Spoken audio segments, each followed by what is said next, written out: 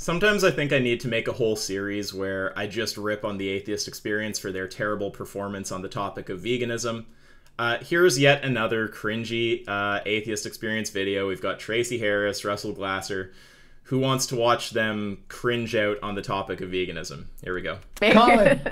Come on, Colin. Colin in California. It's all on you. Hey, Russell. Hey, Tracy. I just want to thank you guys for having me on the show. Yeah, please be reasonable. Good. So, I have Well, I mean, I'd say the same to you guys. Please be reasonable. I have two questions for you guys. One of which is probably not on your screen, so I'm going to ask the second one, which would be, first off, are you guys meat eaters? Do you guys eat meat?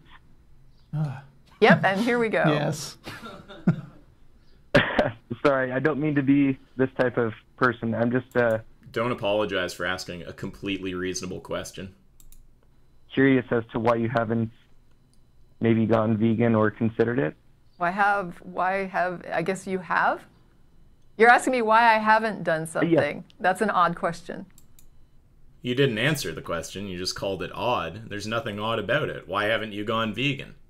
You can just say something like, I haven't seen any reason to. It's an easy question to answer. Well, I mean, earlier in the show you were talking about consent, and Yeah. I view that animals haven't really... I do not put Sorry, all yeah, animals in haven't- the yeah. same... I really hope that, I hope we're not about to get a deontological consent-based argument for veganism. That would go somewhere weird. Obviously, if you just use the principle of consent, you'll get to these really funny situations where it's like, okay, if you can, like, choose to either violate someone's consent or, like, a galaxy of sentient life explodes, which do you choose? Well, if your core principle is consent, apparently you have to not violate the unconsenting person. So you let the galaxy explode. That seems insane. So I hope that we're not going to get some deontological consent-based case here, but we'll see. in the same category of sentience and having rights as my fellow human beings. Okay, so sentience and being human, basically. So he's saying they have different sentience and they have then they're not human.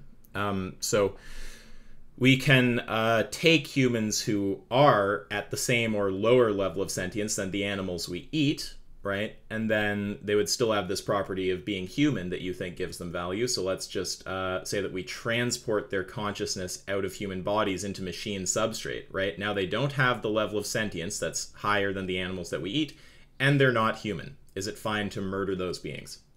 Although I understand that reasonable people disagree about this, but from my yeah, no shit.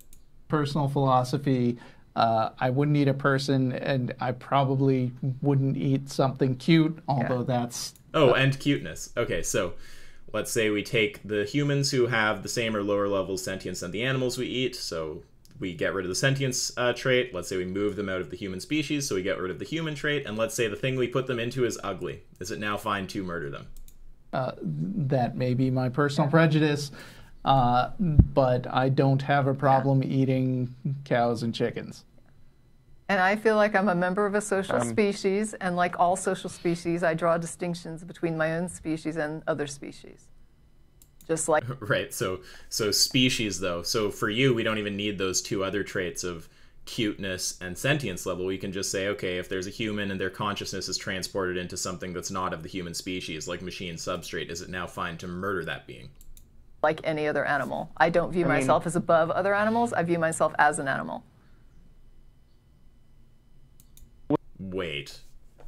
What? Okay, so that just doesn't make sense. If you're gonna say that on your system it's morally justified to eat animals, they have a different moral status than you. They have a lower moral status. You can't say in the next breath that we have the same moral status. We're the same or something. Did I just mishear her? Other animal, other species. Just like any other animal. I don't view myself as above other animals. I view myself as... Oh, no. an animal. Okay, that's ridiculous. So that's just going to be a straight up contradiction. So if you say, I don't view myself as above other animals, I take that to mean that we have equivalent moral status to other animals. And if on your moral system it's fine to murder other animals, I take that as meaning it's not the case that we have equivalent moral status to other animals. So your position is just contradictory. That's not even coherent. I thought at the start you were just going to say species, though, but you can't say species, though, as a justification for murder, and then in the next breath say that we have, we're the same as animals. We're not, obviously. I mean, if you don't view yourself as above them, that means that they have the same moral status as us. If it's fine to eat them, that means they don't have the same moral status as us. It's got to be one or the other. You can't just hold, well, I mean, I guess you can hold a contradictory position, but if you're thinking that you're not contradicting yourself, or you'd rather not contradict yourself, then you might want to adjust that.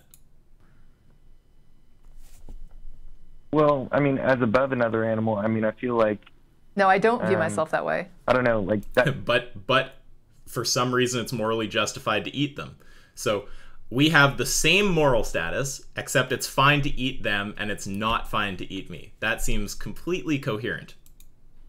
Oh, I see. Well, I don't know. I just view that these animals haven't really given us consent. Right, and a rabbit doesn't give torture consent to be them eaten by a coyote, and yet that's social species they treat each other. Coyotes don't treat each other like they do prey animals. It's like these people just have the worst arguments. Like, what are you talking about? Okay, so is that just some like descriptive statement about what animals do in nature? I mean, if so, that's obviously not what we're talking about. We're talking about your ethical system. And if your ethical system is just appealing to some descriptive state of affairs in nature, it's just an appeal to nature argument, you're just saying, species eat each other, so it's fine for us to eat species. Let's just apply that same concept and say that there's some kind of hyper-sentient alien species, they can easily avoid eating humans, and they just decide to because they like the taste of human burger. Is that, ethical because species eat species in nature?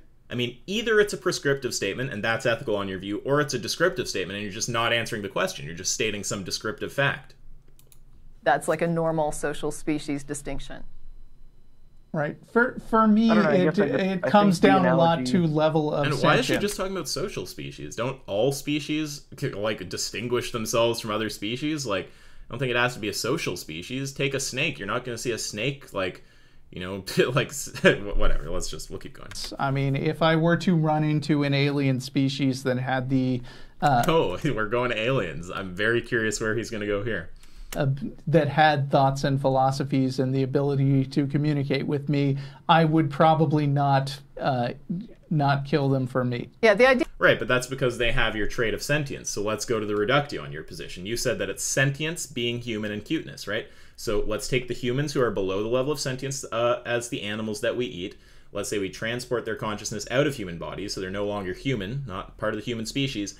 And let's say that the bodies they're in are not cute. On your view, it should be fine to just holocaust the minds of those disabled people. Do you accept that? The idea would be, though, that you are able to integrate with them in a social way that is constructive, that I can actually interplay with you in a way that creates a society that is beneficial to everybody's survival. Wait, so it's I gotta hear that again. In a way that social way that is constructive, that I can actually... The idea would be, though, that you are able to integrate with them in a social way that is constructive, that I can actually interplay with you. What does that mean? A social way that is constructive? A way that creates a society that is beneficial to everybody's survival. When other species are not lending that, they become, to anybody that is concerned about their own survival, somehow less important than... What are you talking about? So, like, are you saying that if an animal is, like, trying to kill you or something, that you can't, like, have it in your house as, like, part of your society? Like, what are we talking about? I mean, I just don't understand what you're saying. I'll try listening to that one more time. Yeah, the idea would be, though, that you are able to integrate with them in a social way that is constructive, that I can actually interplay with you in a way that creates a society that is beneficial to everybody's survival. When other species are not lending that, they become, to anybody that is concerned about their own survival, somehow less important than their own species, or at least, like I said, if it depends on how you prioritize your own survival. Your own survival? Say that they're no threat to your survival. I mean, what are we talking about? Is the argument there just something, like, I don't know what she's saying. At the start, it sounded like she was saying something about, like, ability to, like, build a society or something. But then at the end, she said it's like about a threat to your survival. So I don't really know. That seemed a little loose. But if the idea is like that if something is threatening your life or your survival, that it's okay to defend yourself, I mean, I certainly agree with that. But it's not like cows are like threatening your survival or your civilization or something, or can't be, you know, collaborated with to the same degree as other animals like dogs or something like this. So I just don't know what you're talking about. Right. And I hate to say this, but we've had this conversation before, and it tends to be really tangential to atheism. And I think this may be an agree to disagree situation where you might want to consider. I think these people really don't want to get deep on this. I think that the whole atheist experience, it's like it's this crowd of people who know that their position is indefensible and just want to get the fuck away from this topic. Switching to another point, because we're not going to let this take up the entire rest of the show. I completely understand. Although we are going to get a bunch of email about it. Sure. So agree to disagree. My second question is more just curiosity. I've heard Matt talk about it in the past. The ability to not really know something with an absolute certainty. Can you guys just go into a little more detail? Okay, so the rest is just unrelated. So that was an absolutely cringy fail. I've got to try calling into the atheist experience at some point, but, you know, there we go. Yet another video of the atheist experience failing on veganism. That's all for today. Till next time.